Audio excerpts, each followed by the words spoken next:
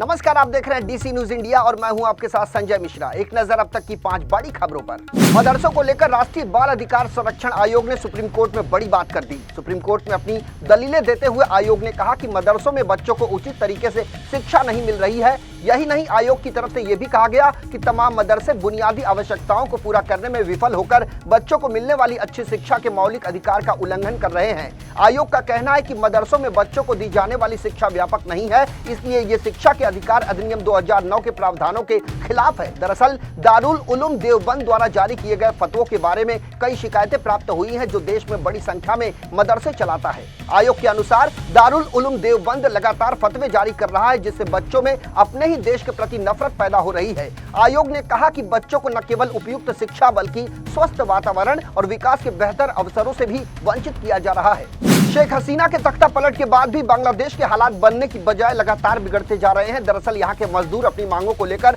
हड़ताल पर चले गए हैं। इससे 1 महीने से तमाम गारमेंट फैक्ट्रियां पूरी तरह से बंद है। खबर ये भी आ रही है कि 20 दवा कारखानों में भी उत्पादन पूरी तरह से ठप पड़ चुका है, क्योंकि वहां पर मजदूरों के न मिलने से तालाबंदी का दौर शुरू हो गया है। फैक्ट्रियों में ताले देखकर अंतरिम सरकार के मुखिया मोहम्मद यूनुस के होश उड़ गए हैं। इसलिए देश के नाम पहले संबोधन में वे फैक्ट्री मालिकों और मजदूरों से मिन्नतें करते नजर आए। मोहम्मद यूनुस ने कारखाना मालिकों और श्रमिकों से कहा कि किसी भी हालत में फैक्ट्रियों को बंद ना रखें और कारखाने खुले रखें। मोहम्मद यूनुस ने कहा कि हमारी अर्थव्यवस्था को मजबूत रखने के लिए ये बेहद जरूरी है कि अर्थव्यवस्था का पहिया घूमते रहना चाहिए। मजदूरों से अपील करते हुए उन्होंने कहा कि यदि कारखाने बंद रहे तो आपकी समस्याएं हल नहीं हो पाएंगी, बल्कि और भी ये बढ़ जाएंगी। मोहम्मद यूनुस ने कहा कि हम आपसे अपील करते हैं कि कारखानों में आप लौट आइए। हम निश्चित रूप से कारखाना मालिकों और श्रमिकों से बातचीत करेंगे और आपकी समस्या का हल तलाशेंगे। देश में इस बार जैसे गर्मी ने रिकॉर्ड तोड़ा है, ठीक वैसे ही बारिश का भी रौद्र रूप देखने को मिल रहा है। एक बार फिर मौसम विभाग ने चेतावनी जारी करते हुए कहा कि गुजरात, महाराष्ट्र समेत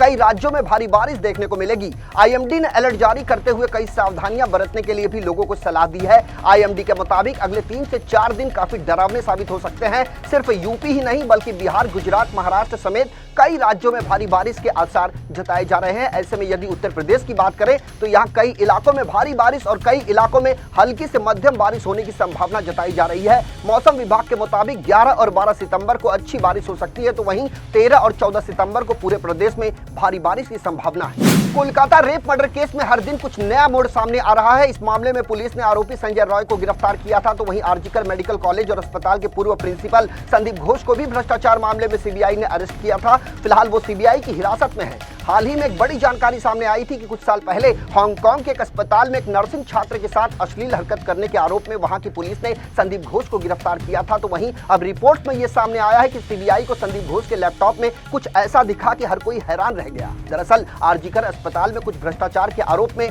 गिरफ्तार हुए पूर्व प्रिंसिपल संदीप घोष का एक कारनामा सामने आया है।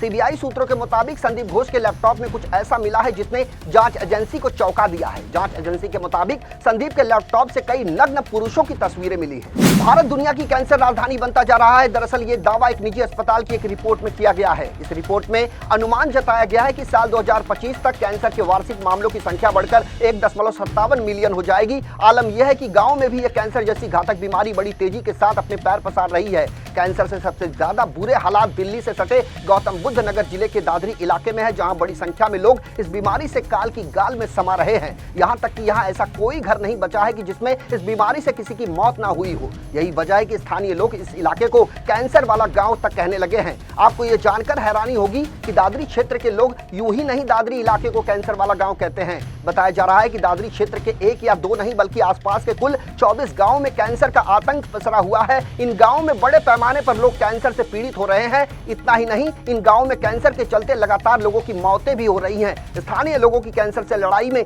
सबसे बड़ा रोड़ा महंगा इलाज और उनकी आर्थिक तंगी बनी हुई है। यही वजह है कि वो लाख कोशिशों के बावजूद भी काल रूपी कैंसर के जाल से निकल नहीं पा रहे हैं।